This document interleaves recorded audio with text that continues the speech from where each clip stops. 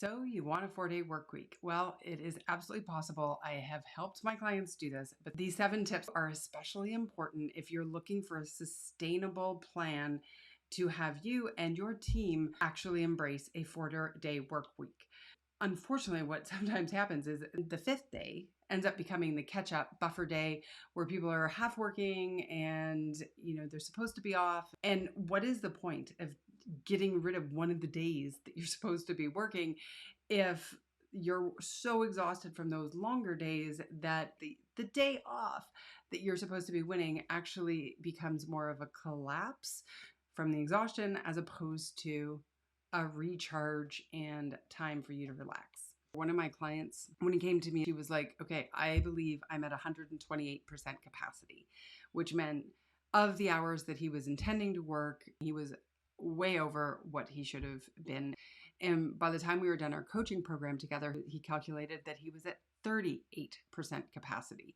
And now we had to be careful about how he filled that extra time so that it was designing a life that he actually truly loved and with his business. But the irony of it all is that he was more profitable with less output.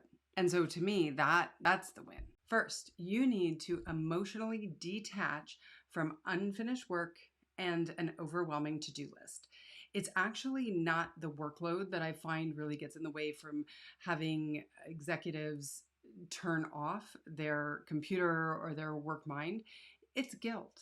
It's this emotional draw, this expectation that they should be working and they're not. If you don't deal with that emotional issue, you're never going to be able to truly embrace a shorter work week, and nor will your team. That is important. Next, if we are going to streamline all of your work into 4 days and allow you to have that 5th day off, then you are not going to have time for bullshit, politics in the office, anything that produces drama that can actually make your workload harder than it needs to be. That's a lot of my work. If you've ever heard my ice cube that became the snowman analogy, it is identifying and showing you how we make things harder than it needs to be, and so that you can reverse engineer it to stop creating those habits that just do not serve your work world.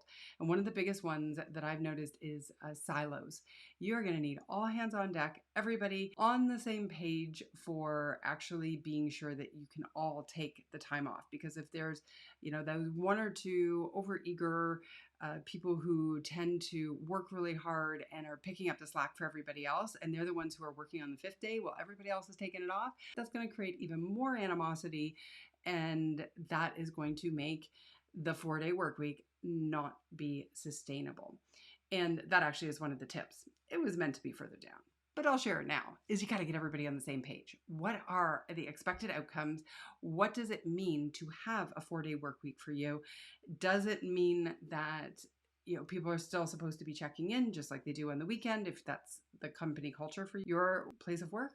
If it is, well, that's not really taking a 4-day work week. That is half-assing it. We don't want to do that if you're looking for sustainability. A few things you want to get everyone on the same page about. The first is meetings. You need fewer meetings with more focused agendas and with only the people who are actually intended to be there.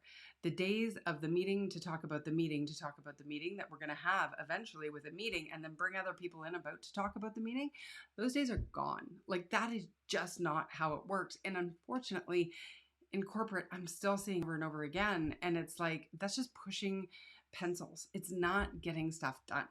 And if you want to streamline the work week, then deliverables and being sure that you have a way to actually move projects forward so they're not lingering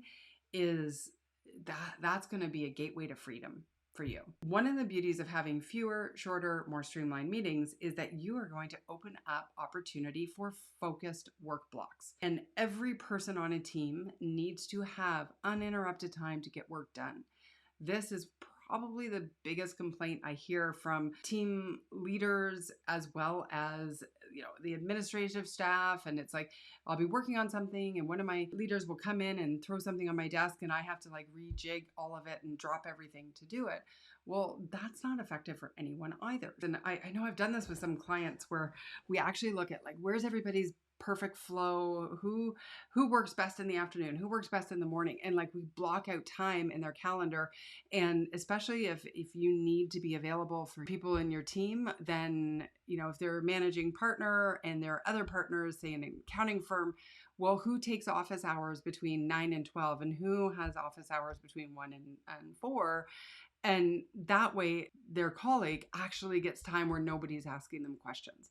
So be strategic about that as a team, and that can really help hone and streamline the processes. Now, I admit that may seem like a lot of work, but wow, when you invest time today in order to buy back time tomorrow, you will be able to have a sustainable 4-day work week for your team. This really, though, feeds into, in order to make it happen, you need better systems in place in order to maximize outputs per hour. I think sometimes systems are a hard thing because we all have our own way of working. And if it's working and it's good enough, well, it's kind of hard to change. And if productivity is your primary focus for those 4 days that you are working and having that day off, ultimately you may find that the way you've always worked is not the best way to continue working. Creating new systems, leveraging technology. Where can you fill in the gap and actually streamline processes? Who is doing something in a better way than you're doing it? As a team, can you create harmony in how you're approaching the workload so that everybody is maximizing their productivity? And see, that productivity, like most people are getting the job done. That's a bit of a blanket statement. Okay, you know what I mean. Most people would perceive that they are getting their work done. Not always will their colleagues agree with them, but I digress. That's another video. But what happens when we get set in our ways is we lose sight of the creativity, the innovation, the opportunity to get it done even faster. And if the goal, again, is a 4-day work that, yes, has longer hours, but like our brains and bodies aren't necessarily built or programmed to work for that much longer a time during a work day. So if you're already exhausted at 5 o'clock and now you've got to do a 10-hour day and you're going to go even longer into the evening, but the way it was before, you were exhausted, something amiss with that. Like the way you've always done it is not necessarily going to be the way that's going to propel you into the future and truly give you a 4-day work week. The leadership can't be sending an email and expecting a response on the days off. Otherwise, all you're doing is extending the hours per day and continuing into the day off. And so it's really just an extended 5-day work week instead of a 4-day work week.